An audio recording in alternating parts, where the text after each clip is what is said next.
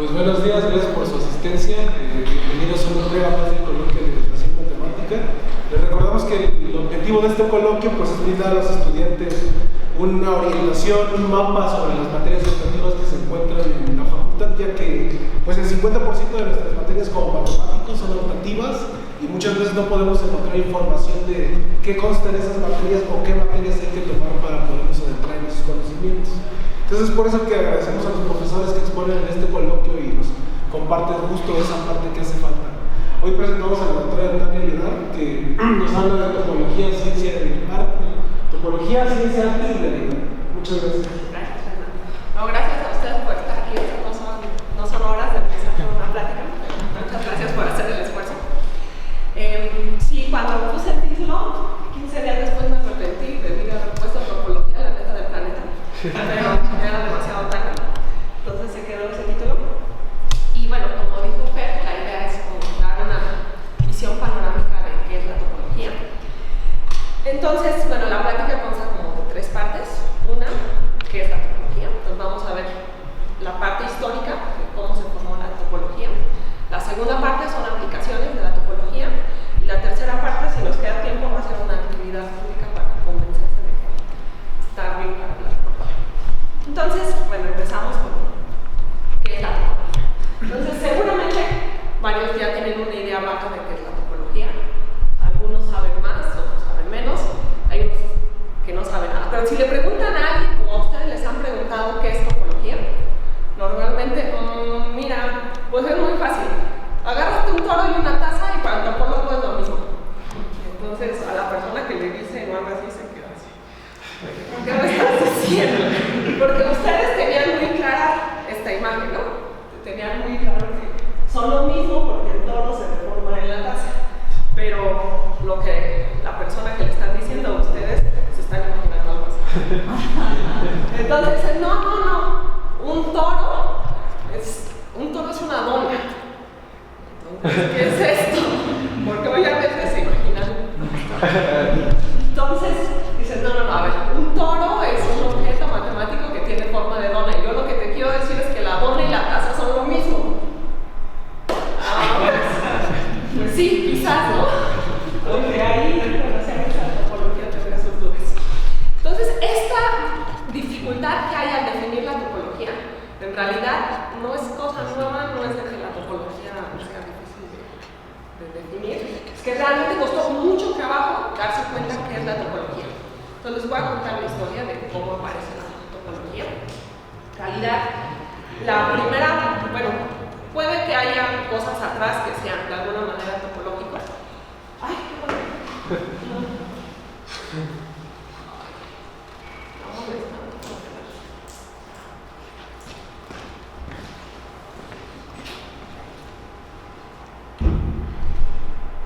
Ya estamos.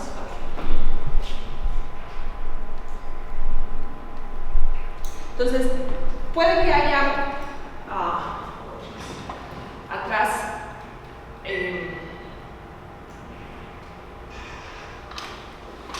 algunos conceptos matemáticos que tienen que ver con topología, pero no se habían reconocido. Y la primera persona en decir, hay algo, falta algo, que podría ser topología, fue Leibniz. Y bueno, en 1679 escribió los siguientes manuales. No estoy contento con el álgebra, en tanto que no produce ni las demostraciones más cortas ni las construcciones geométricas más bellas. Consecuentemente, a la luz de esto, considero que necesitamos todavía otro tipo de análisis, geométrico lineal, que se ocupe directamente con la posición, así como el álgebra se ocupa de la magnitud. Y a ese otro análisis le llamó análisis situs, a veces aparece como geometría situs, geometría de la posición o cálculo de la posición.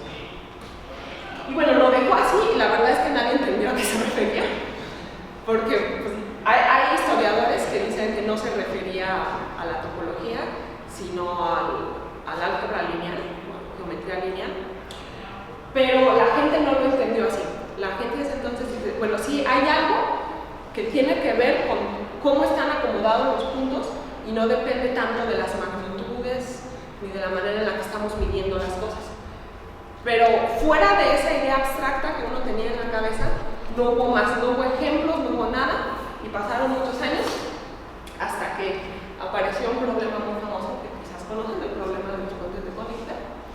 que bueno, básicamente el problema es esto: tiene la ciudad de Königsberg un río, hay una isla que divide la ciudad en 4 partes y se conectan por 7 puentes.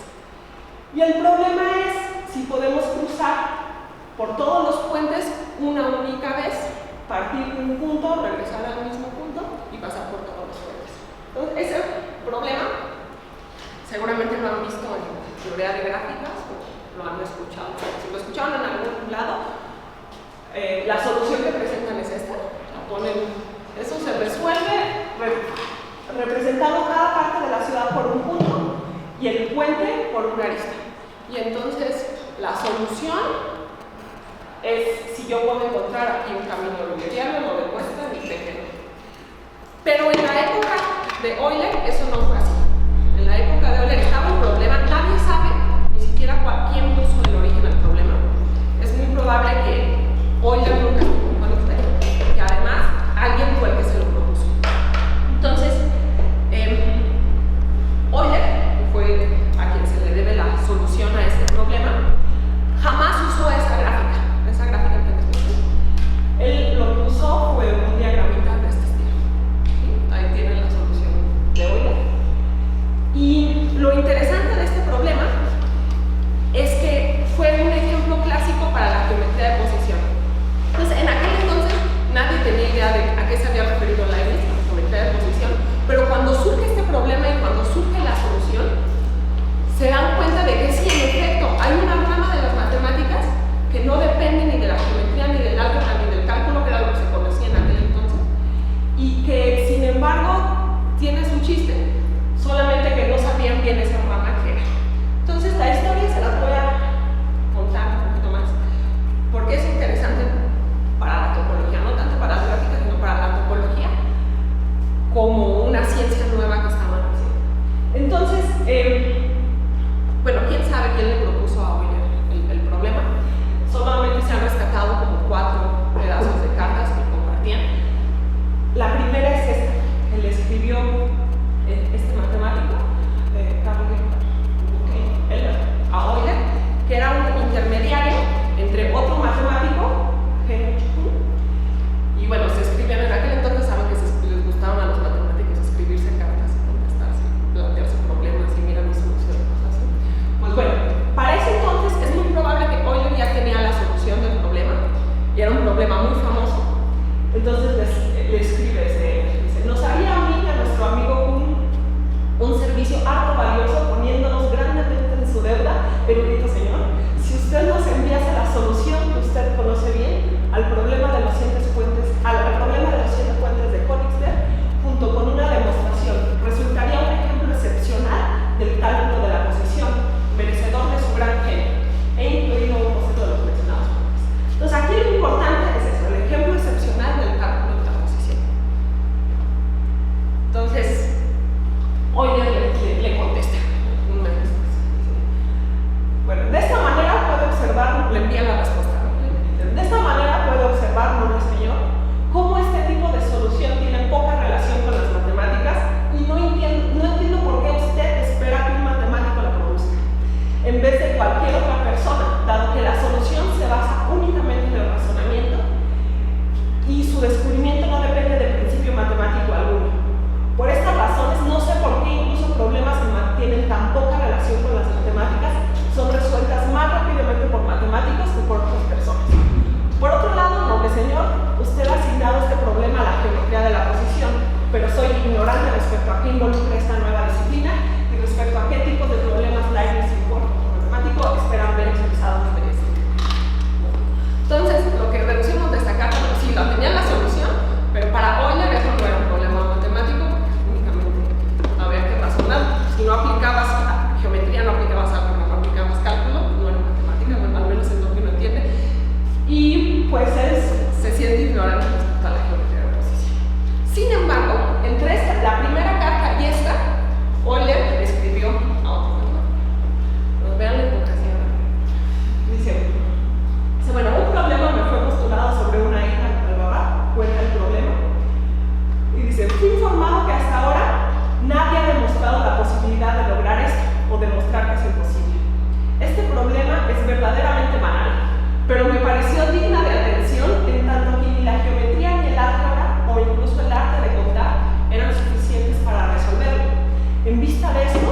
me ocurrió a mí, considerar si pertenecía a la geometría de la posición, Leibniz había alguna vez añorado tanto.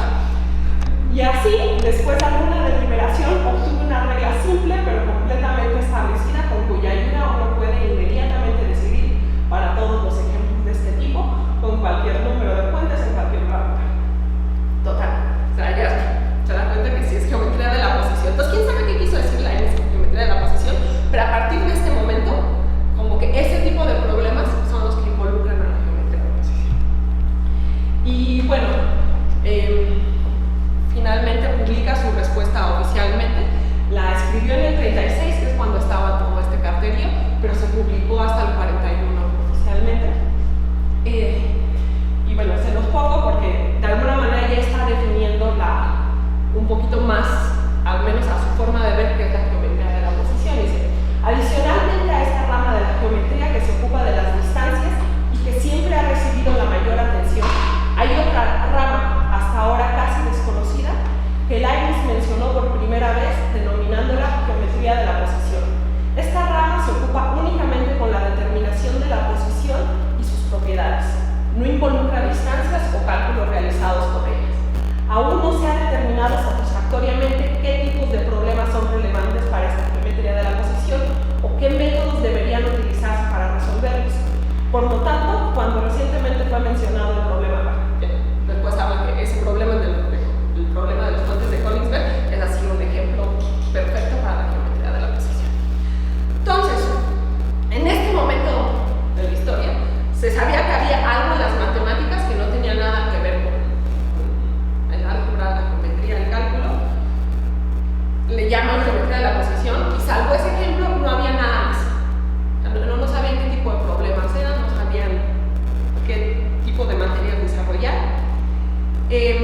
La siguiente persona en hacer alusión a la geometría de posición un poquito más constructiva fue este matemático, Van der Monde, que en 1771 a él se le ocurrió, nada más no mencionó, en realidad no desarrolló nada sobre la teoría de nudos, pero que los nudos deberían ser también un ejemplo de la geometría de la posición. Y bueno, así siguieron. Después aparece un objeto matemático que a muchos nos gusta, matemáticos o no, que es la banda de Mobius, que se descubrió o se inventó paralelamente por Mobius y este alemán Johann Benedict Listing. Y fue este alemán el que le puso el nombre a la topología. Entonces él, bueno, en una carta escribió que a él no le gustaba el término geometría porque no deberías usar una palabra. La palabra geometría desde niños nos dicen que es medir la tierra, ¿no? Entonces no deberías usar una palabra que implique medida, distancias, cuando estás hablando de un área en el que justamente las distancias no te importan. Y él propuso que se usara el término topología. Entonces publicó el primer tratado de topología, ahí lo tienen, en el que, bueno, define para él qué es la topología y da ciertas cosas sobre teoría de números. Su definición de topología es la siguiente: por topología nos referimos a la doctrina de las características estructurales de los objetos espaciales, lo que sea que se quiera decir, o a las leyes de conexión, de posición relativa y de las sucesiones de puntos de las curvas, superficies, cuerpos y sus partes y sus agregados en el espacio, sin tomar en cuenta nociones de medida o cantidad. Entonces, bueno, ahí fue la definición. En realidad la gente no le hizo mucho caso, y Listing solamente es conocido porque le puso el nombre de topología. Siguió el tiempo y bueno, hubo, sin pensar realmente que estaban haciendo topología, hubo descubrimientos que después entran en el área de topología. Por ejemplo, Gauss, bueno, además de trabajar con variedades para sus cosas, él hizo mucho por la teoría de nudos. Riemann, obviamente, las superficies de Riemann. Y Klein, pues conocen la botella de Klein, ¿no? Bueno, Klein hizo muchísimas cosas, ¿no? Entonces, en todo el siglo XIX empiezan a salir cosas topológicas, siempre como subconjuntos de algún espacio euclidiano o en superficies riemannianas. La teoría de nudos se empieza a desarrollar mucho, en realidad se empieza a desarrollar porque creían que el átomo tenía forma de nudo. Después se dan cuenta que no. Entonces, bueno, imágenes la botella de Klein, mejor hablamos un poquito de ello. Y fue hasta 1895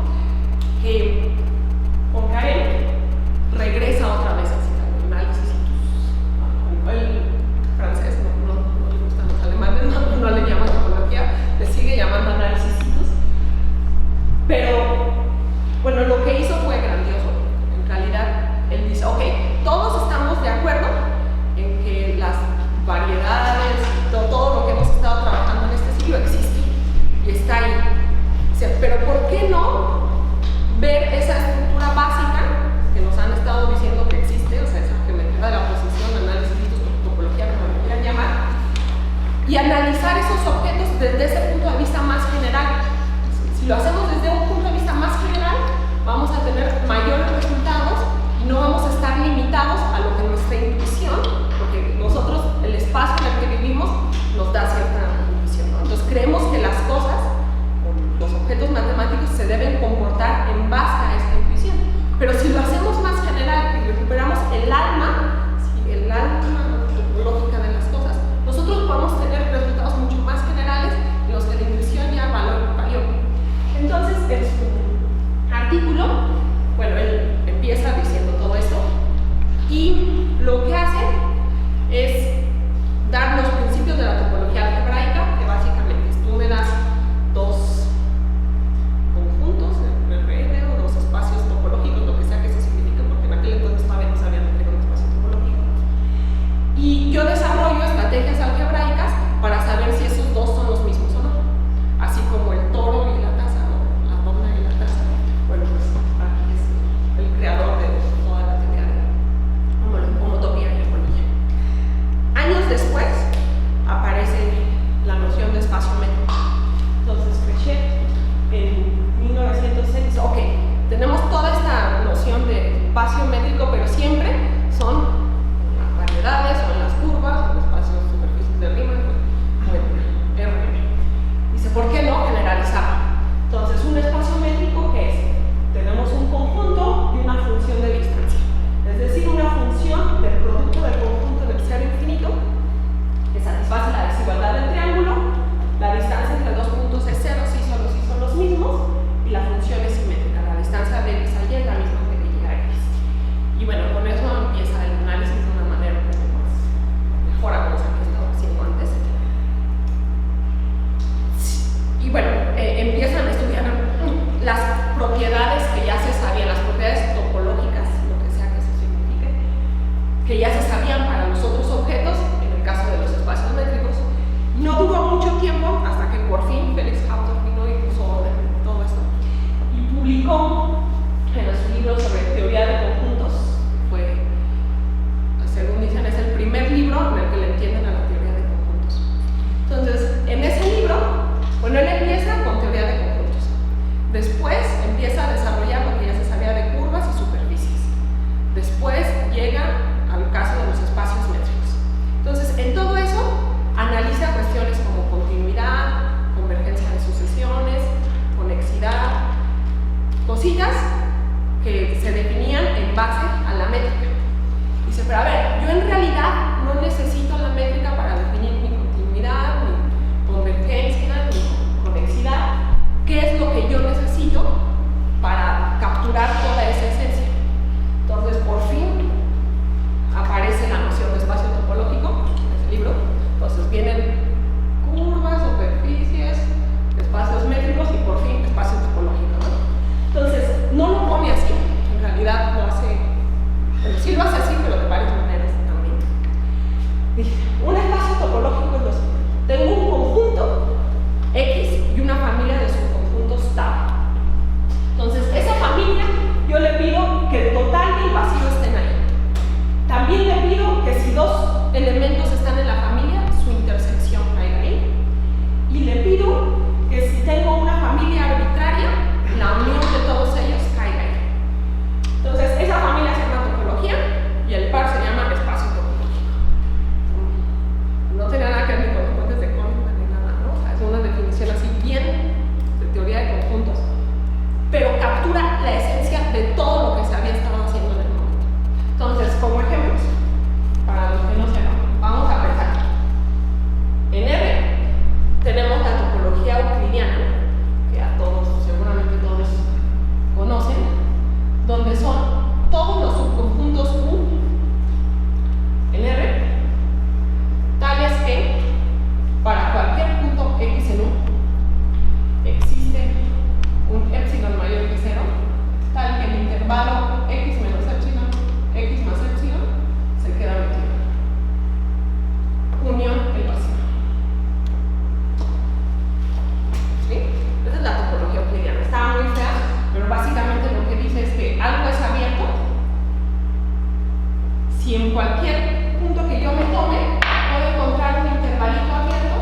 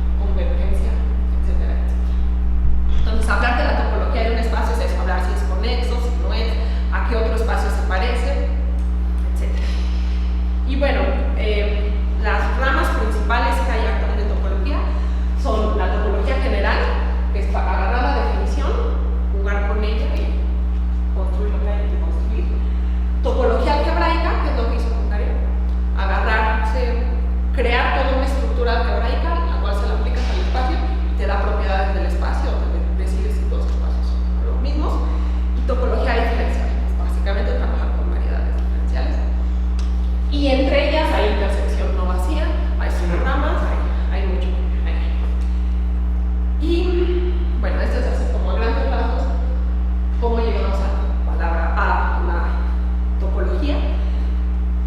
Y es donde se pone, para mi gusto, aparece algo muy, muy interesante. A diferencia de todas las otras ramas de lo que se conocían de las matemáticas, la topología sí fue como descubierta. O sea, bueno, quizás todas son descubiertas, pero la geometría necesitaba yo medir un terreno y empiezan a desarrollar, sale la geometría, ¿no? El álgebra necesitaba resolver una ecuación, nace el álgebra, ¿no? Cálculo de la velocidad había que calcularla, que nace el cálculo. Pero no había necesidad de la topología. Y sin embargo, se empiezan a dar cuenta, ok, hay cosas topológicas que me sirven, las quiero. Sale la topología y después salen las aplicaciones, pero una barbaridad de aplicaciones que mucha gente dice, no, la topología no sirve para nada, pero no, la topología está en muchísimos lados. Entonces vamos a ver algunos poquísimos ejemplos. Entonces, una, en cosmología, bueno, que a mí una pregunta que me gusta mucho, es un problema saber cuál es la topología del universo. ¿Qué forma? Uno cuando piensa en el universo, pues nada más es el espacio ahí grandísimo, ¿no? Pero ¿qué tal si nos vamos para arriba y regresamos por abajo? ¿No? ¿Qué tal si nos vamos para allá y regresamos por atrás? En realidad, saber qué forma tiene es un problema abierto. Tiene que ver con cuál es la topología del universo. No se sabe si es algo abierto, pero bueno, allí hay topología. Básicamente diferenciar. Ahora, topología general, aplicaciones de la topología general, de puntitos que la mayor parte del mundo dice que no sirve para nada. Bueno, en computación, hay toda una rama que se llama topología digital, que tiene que ver con el análisis de imágenes digitales. Entonces, una imagen digital, bueno, piensen en una imagen JPG, que básicamente se representa como varios píxeles. Entonces, esa cuadrícula, pues uno le podría dar forma de espacio topológico. Si uno aplica teoría clásica y le da una métrica, la topología métrica en este conjunto finito de cuadritos es discreta. ¿Qué quiere decir eso? Que yo los puedo reacomodar de la manera que quiera y eso es una operación continua y básicamente es el mismo espacio. Entonces, lo cual es terrible porque yo en una imagen yo quiero mantener esta idea de cuadradito. ¿Sí? O sea, no se vale desacomodar las piezas como si fuera ahí una sopa de memoria. Entonces, para pegar los cuadraditos y conservar este orden, aparece, bueno, la recta digital y después el plano digital, que básicamente es lo siguiente. Ustedes piensen en el conjunto de enteros. Bueno, ahí está la recta de los enteros, únicamente los enteros. Entonces, en vez de tomar la topología euclidiana ahí, que sería decir que todos los puntos son abiertos, definen una nueva topología. Entonces, los ladrillos básicos de esa topología son los siguientes. Para un número impar, su abierto más pequeño que lo contiene es el singulete. Y si el número es par, el abierto más pequeño que lo contiene es él y los dos impares que están a su lado. ¿Sí? Entonces, esta nueva topología, bueno, los abiertos son esos, uniones de esos y el vacío. Entonces, esta nueva topología amarra como si fuera una cadena a todos los enteros y ya no permite que se intercambien entre ellos. Luego, el plano digital es tomarse el producto de esas dos topologías. Entonces, los abiertos, los ladrillos básicos, son singuletes cuando las dos coordenadas son impares, o son 3 puntos verticales o 3 puntos horizontales, si una es par y la otra es impar, o son un cuadrito de 3 por 3, cuando las dos coordenadas son pares. Entonces, esta topología amarra los pixelitos y los da en forma de cuadrado. Y bueno, se usa para análisis de imagen, etc. Entonces, esto es topología general. Luego viene una rama nueva que se está desarrollando mucho, que es el análisis topológico de datos, que básicamente es topología algebraica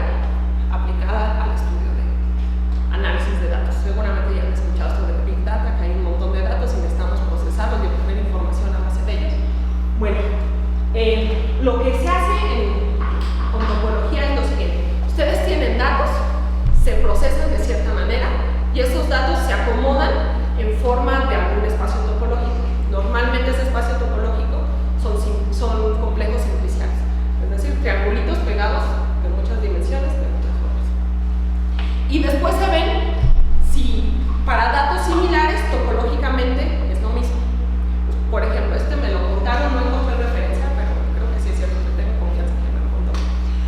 Agarraron un grupo de personas, las dividieron en tres grupos, los que tomaban una droga, los que tomaban el placebo y los que no tomaban nada. Les hicieron una resonancia electromagnética y de la manera en la que procesaban en el experimento le asociaron un complejo simplicial. Y resultó que el placebo y los que no tomaban nada tenían el mismo espacio topológico asignado, y los que tomaban la droga tenían el mismo distinto a los otros dos, ¿no? Entonces, bueno, quién sabe qué significa, pero está padre.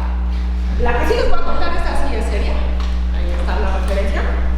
Esta es sorprendente. Entonces, Carson y otros científicos empezaron a analizar imágenes digitales, JPGs, en blanco y negro de objetos naturales, flores, piedras, paisajes, arbolitos, cosas así. Entonces, era importante eso, que fueran naturales, que fueran objetos naturales y que fueran en blanco y negro. Entonces, ahí está la imagen muy bonita, pero cuando la hacemos grandota, se lee y se ve de esta manera. Entonces, ya la imagen toda pixeleada, agarraron al azar 5,000 parchecitos de 3x3. 5,000. Y de esos 5,000 se fijaron aquellos en los que había más contraste. Entonces, por ejemplo, en este de aquí, quizás no hay mucho contraste, porque no hay un negro, pero no hay blancos. Pero, por ejemplo, este de acá sí hay mucho contraste. Entonces, de esos 5,000 se quedaron con el 20% de más alto contraste, que son 1,000. Y esos 1,000, pues es un parche de 3x3, son 9 entradas. Entonces le asignan un vector en R9, donde cada entrada corresponde a cada cuadrito, y el valor depende de qué tanto negro o qué tanto blanco, ¿no? Creo que variaba de 0 a 1, 0 negro y 1 blanco, ¿ves? Y de ahí degradaban, dependiendo de cuántos grises había. Entonces tenían 1,000 puntos en R9. Luego hacían un cociente. Si uno podían llegar de un punto al otro sumando una constante en todas las coordenadas, los aplastaban en el mismo. Entonces, eso es una proyección en un espacio de 8 dimensiones. Luego, en ese espacio de 8 dimensiones, normalizaban para meter todo a la esfera. Entonces, bueno, eventualmente llegaban todo a la esfera. Y la pregunta es, ¿qué topología tiene eso? Pues todos eran la botella de Klein. Sí, todos. Y si no era natural, no era la botella. Está padre, ¿no? Bueno, hay aplicaciones. Sin embargo, la topología no solo se aplica en ciencias exactas, también tiene su impacto en ciencias sociales. Bueno, no sé si el psicoanálisis puede considerarse como una ciencia social o médica o qué. Pero este señor, un psicoanalista francés, Jean Lacan, conoció la topología, se enamoró de la topología y dijo, es que el pensamiento, la conciencia, todos nuestros procesos psicológicos son topología. Así, hay que modelarlos como topología. Entonces se escribían, en aquel entonces todavía se seguían escribiendo con francés, con matemáticos, y les mandaba sus diagramitas de que la conciencia se debía ver como un espacio topológico. De hecho decía, la topología no es que nos venga a ayudar a entender cuál es la estructura del pensamiento, sino que esta estructura es un espacio topológico, es topología. Entonces aplicó, bueno, mucho de teoría de nudos, de variedades, pero también topología general. Si les interesa, hay un montón de libros. Por ejemplo, este es sobre los trabajos de Lacan, pero toda la escuela lacaniana que fundó sigue usando topología y sigue tomando un cursito rápido de topología para poderlo aplicar a sus cosas. Entonces, en este libro, los dos se los pueden bajar. En este de aquí aparecen varios artículos. Hay uno muy interesante que se llama Topología y Autismo, en el que entiende el autismo. Bueno, obviamente modela ahí un espacio topológico en el cerebro, no en el cerebro, sino en los procesos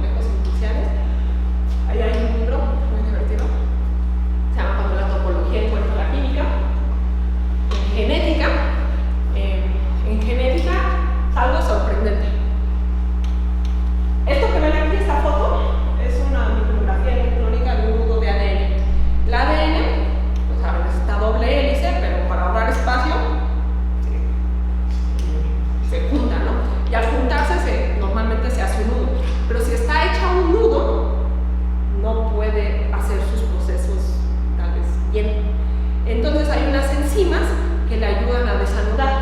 Y para desanudar, lo que hacen las enzimas es cortar, si está así, digamos, las enzimas cortan lo que está arriba, lo pasan abajo y lo pegan abajo. O si había algo abajo, lo cortan y lo suben, ¿no? Dependiendo qué necesiten para desanudar el nudo. Esos dos procesos son cosas básicas que utiliza la gente que hace teoría de nudos.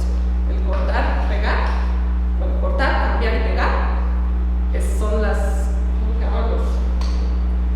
Son básicos en teoría de nudos. Y ahí entran los topólogos, porque para entender el comportamiento de las enzimas, ellos ya saben topológicamente lo que habría que hacer, ¿no?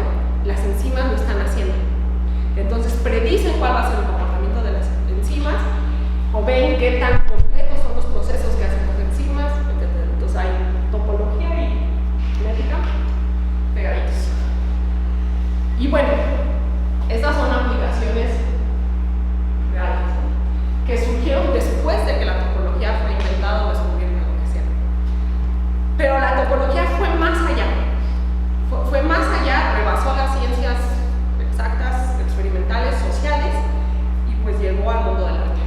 Entonces, por todos lados podemos encontrar por varias partes del mundo esculturas que hacen referencia a una cosa topológica. Por ejemplo, aquí tenemos una banda de Mobius, allá tenemos un nudo en forma de trébol, está en un parque de Seúl. Bueno, esculturas hay un montón, pero piensen la diferencia de la geometría. O sea, la geometría estaba ya un poquito en la naturaleza. De hecho, hasta no se cansan de decirles que los brócolis son fractales y no sé qué cosa. Te dicen, ya estaba en la naturaleza. La topología en principio no estaba así a simple vista no estaba, ¿no? La primero la inventamos y luego la descubrimos.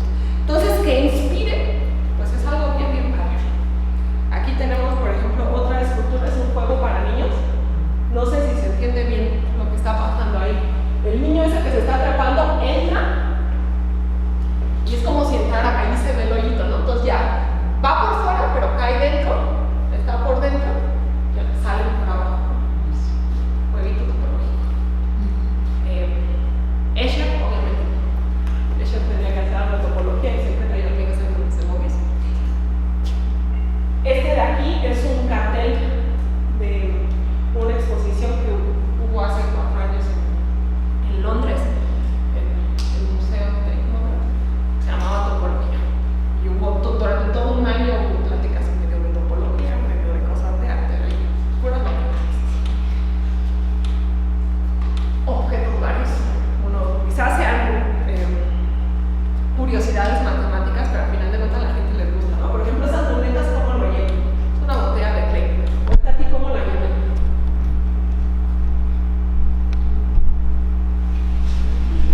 Pues hay que meterlo por abajo, no sé si se fijan. Se mete por abajo y estás tú por fuera, crees que estás por fuera, pero de repente ya estás por dentro, ¿no? Ya que es igual las lunetas, ¿no? O dados en la cerca, ¿no? Bueno, está aquí un artículo de necesidad.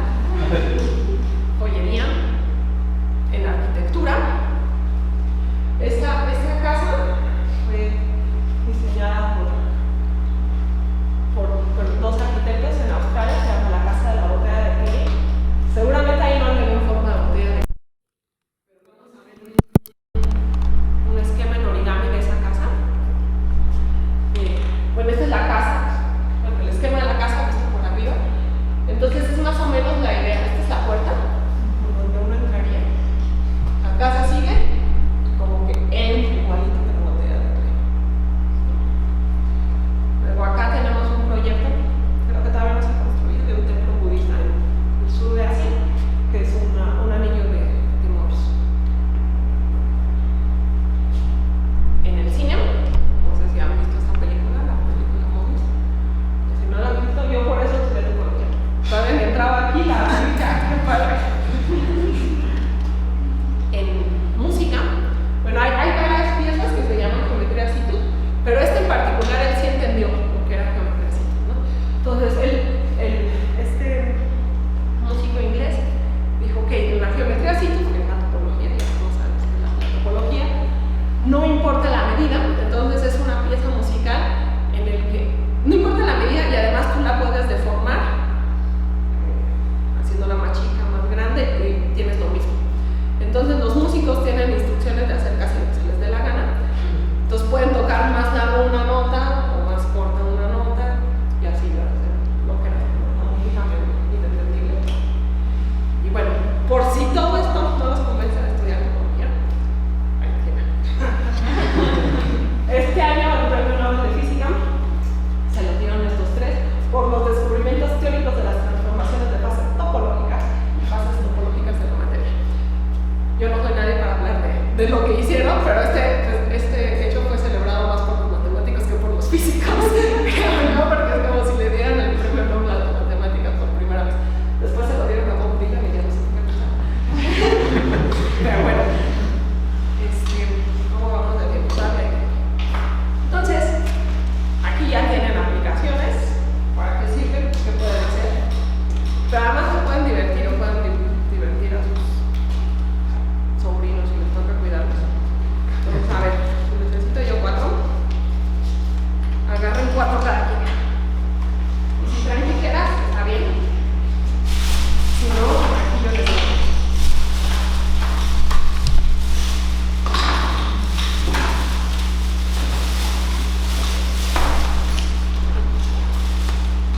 Las dejo por aquí. Van a necesitar tijeras y algo con que pegar.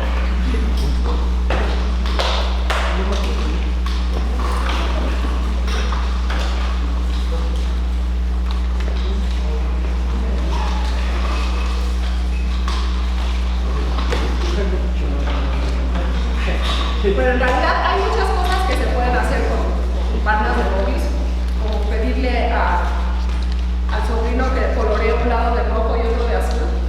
Y como saben, la banda de Mobius tiene un solo lado y va a decir ¡no se puede! O lo pueden recortar por el centro y ver qué pasa. Bueno, son varias curiosidades. Entonces todos saben, la banda de Mobius se obtiene de una tirita, doblándola y pegándola. Lo que uno hace es identificar, tenemos nuestra guía, y este lado se gira y se pega con el lado. ¿Sí? Sin embargo, al girarlo, hay de dos maneras. Lo puedo girar hacia mí o lo puedo girar hacia ustedes. ¿Sí? Entonces, topológicamente lo que se obtiene es lo mismo. Pero desde el punto de vista de la geometría hay algo que cambia. Entonces les voy a contar una historia. La van haciendo conmigo. Eran 4 bandas de Mobius. Entonces, el primer par de bandas de Mobius se construyeron girándoles hacia mí. O sea, ustedes giran hacia ustedes. Okay. Les recomiendo que primero pongan el prito del resultado y después la giran hacia ustedes.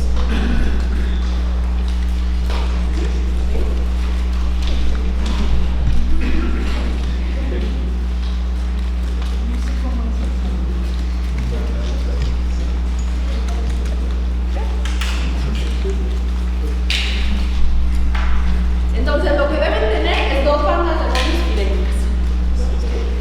Entonces, eran muy amigas, se conocieron, vieron que eran iguales, somos el alma gemela. ¡Qué genial! Coincidimos en todo, nos gusta la misma música, nos gustan los perritos. ¡Qué felicidad! Y se enamoraron y decidieron juntarse. Entonces, las bandas de Mobius, ¿cómo se juntan? Agarran un pedazo que ustedes han visto, le ponen pegamento y se pegan así, formando como una cruz. Bueno, una cruz. Las tiras, si estuvieran estiradas, formarían una cruz. ¿Sí? Entonces, estas eran las bandas iguales. ¿Sí? Las dos iguales se encontraron y decidieron hacer la vida juntos.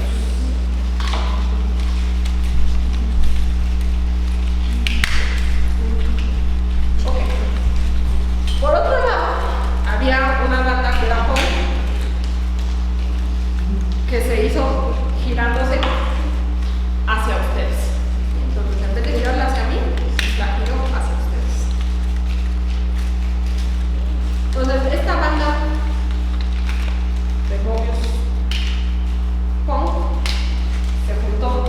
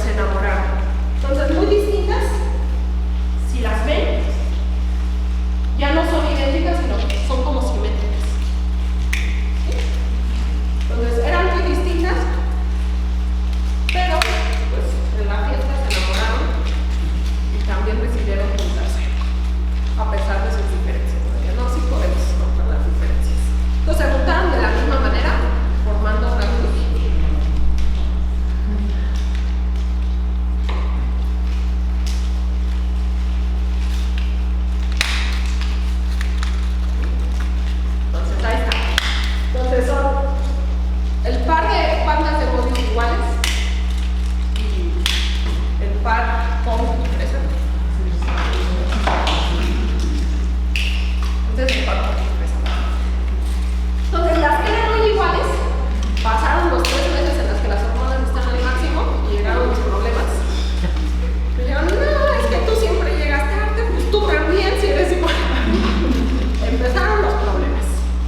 Y esos problemas acabaron en una fractura, justo en el corazón donde se habían unido, trajen una cruz mental y a través de ella llega la separación. La separación son unas tijeras que las van a cortar justo en medio de la cruz y se siguen. Entonces llegaron las peleas, se pelearon, llegó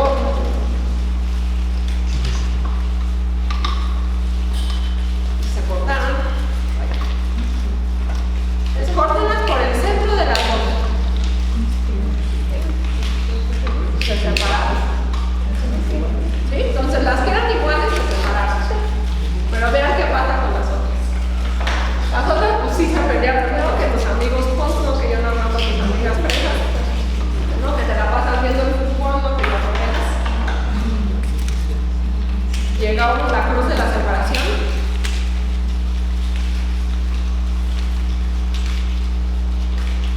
Y de la misma manera, haciendo el mismo corte, a través de la cruz se siguen por el círculo medio que hay en cada